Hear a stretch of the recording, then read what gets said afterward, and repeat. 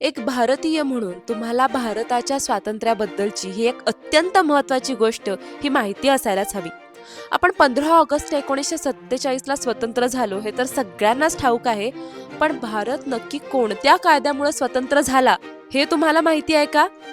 हो, भारत काय फक्त एका रात्रीमध्ये किंवा फक्त सह्या करून स्वतंत्र झालेला नाहीये.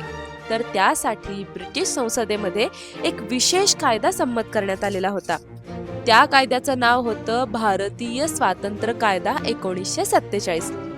लॉर्ड माउंटबॅटन यांच्या योजनेनुसार ब्रिटिश संसदेमध्ये 4 जुलै 1947 रोजी हे विधेयक मांडलं गेलेलं होतं आणि अवघ्या 14 दिवसात म्हणजेच 18 जुलै 1947 रोजी ब्रिटिश राजघराण्याची याच्यावरती स्वाक्षरी झाली आणि या कायद्यावरती शिक्कामोर्तब झालं.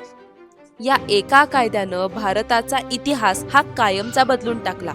या कायद्यामध्ये नक्की काय होतं तर पहिली गोष्ट म्हणजे 15 ऑगस्ट 1947 पासून भारतातील 150 वर्षांची ब्रिटिश सत्ता अधिकृतपणे समाप्त झाली. दुसरी गोष्ट म्हणजे या कायद्यानुसार ब्रिटिश भारताचे भारत आणि पाकिस्तान हे 2 स्वतंत्र आणि सार्वभौम देशामध्ये विभाजन करण्यात आलं. तिसरी गोष्ट म्हणजे भारतातील 500हून अधिक राजा महाराजांच्या संस्थानांवरील ब्रिटिश हुकूमत ही कायमची संपली आणि त्यांना भारत किंवा पाकिस्तानामध्ये सामील होण्याचा अधिकार मिळाला.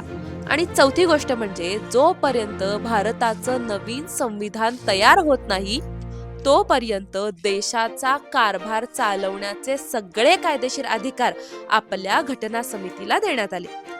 थोडक्यात सांगायचं तर याच भारतीय स्वतंत्र कायदा 1947 मुळे आपल्याला आपलं स्वातंत्र्य हे कायदेशीररित्या मिळालं आणि आपला भारत देश जगाच्या पाठीवरती एक स्वतंत्र राष्ट्र म्हणून उभा राहिला. ही ऐतिहासिक माहिती जर तुम्हाला आवडली असेल तर एक सच्चा भारतीय असल्याचा तुम्हाला सार्थ अभिमान असेल तर कमेंट सेक्शनमध्ये भारत माता की जय लिहायला अजिबात विसरू नका.